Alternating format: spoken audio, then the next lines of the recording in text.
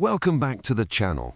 When you start dialysis, people explain the medical side, the procedures, the equipment, but not always the day-to-day things that actually make life easier. The small adjustments that help you feel more in control. So in this video, I'm sharing 5 things that genuinely helped me adjust to life on dialysis. These aren't medical tips, they're practical, real-world strategies that made a difference. If you're new to PD or still finding your rhythm, I hope these help. Let's get into it. Point 1. Creating a dedicated dialysis space. One of the biggest game changers for me was having a dedicated space for dialysis. And I don't mean a hospital room or a clinical setup, just a clean, organized area in my home that made the process feel manageable and less chaotic. For me, it's a corner of my bedroom. I have a table, a chair, storage for my supplies, and everything I need within arm's reach. The space is always ready. I'm not scrambling to find things or setting up from scratch every time. When everything has a place, your mind relaxes.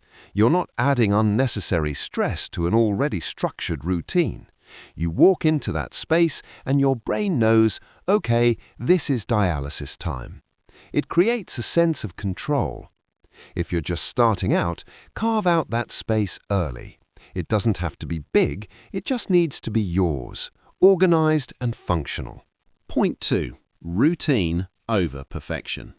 At the beginning, you try to do everything perfectly, every step exactly as the nurses showed you, every connection flawless. And when something doesn't go perfectly, you panic. Here's what I learned. What really matters is consistency, not perfection. You will make small mistakes. You'll forget a step occasionally. You'll have days where the process feels clunky. That's normal. That's human. Once you find a routine that works for your life, for your schedule, for your body, dialysis stops feeling overwhelming. It becomes automatic. Your hands know what to do. Your brain isn't overthinking every move. Give yourself permission to be imperfect while you're learning. Focus on building the habit, the rhythm, the routine. Perfection comes with time and repetition, and honestly, even now, I'm still learning and adjusting. Point 3. Preparing a dialysis kit for outside the house. This one's practical but really important. I always keep a small dialysis kit ready for when I leave the house. It's not big, just a small bag with essentials, spare exit site dressings, clamps, antiseptic wipes, a pair of sterile gloves and a disinfectant cap. Basically, anything I might need if something unexpected happens while I'm out. It gives me peace of mind. I'm not worried about my dressing coming loose or needing to change something urgently. I know I've got what I need with me, and that confidence makes leaving the house feel less stressful. You don't need a huge medical bag, just the basics. Keep it in your car, your backpack, wherever you go regularly. It's one of those small things that removes a layer of anxiety you didn't even realize you were carrying. Point 4. Listening to your body. Blood results matter. Your potassium, your phosphate, your fluid balance, all of that is critical. Your medical team watches those numbers closely, and so should you. But here's what I also learned. How you feel matters too. Learning your energy patterns, understanding when you feel strong and when you need to slow down, that helps you plan your days better.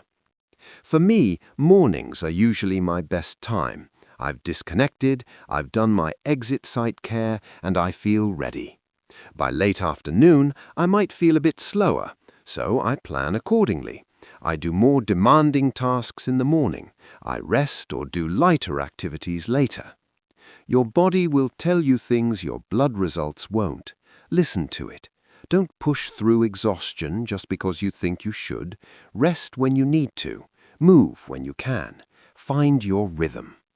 And if something feels off, physically or mentally, talk to your renal team. They're there to help you adjust, not just manage numbers. Point 5. Protecting your mental space. This one took me the longest to figure out, but it's maybe the most important. Dialysis is part of your life, but it's not your identity. It doesn't define who you are. At the beginning, it feels all-consuming. Every conversation, every thought, every decision revolves around dialysis. And that's understandable. It's new, it's big, it's life-changing. But over time, you have to find things that remind you of who you are outside of treatment. Hobbies, passions, relationships, faith, whatever grounds you and brings you joy. For me, it's Tai Chi. It's my faith. It's creating content for this channel. These things remind me that I'm still me. I'm not just a dialysis patient. I'm a whole person living with a medical condition. Protecting your mental space means setting boundaries. It means not letting every conversation be about your health. It means giving yourself permission to have good days, to laugh, to feel normal. Find what brings you peace. Hold on to it. It makes a huge difference. So those are 5 things that genuinely help me adjust to life on dialysis. A dedicated space, routine over perfection, a portable dialysis kit, listening to my body, and protecting my mental space. If you're new to dialysis, take it one step at a time. You don't need to master everything at once. You'll find your rhythm, you'll figure out what works for you, and it will get easier. If this video helped, give it a thumbs up and subscribe for more real, practical content about living with kidney disease. Drop a comment and let me know what's helped you the most, or if you're just starting, what are you struggling with? I read every single comment.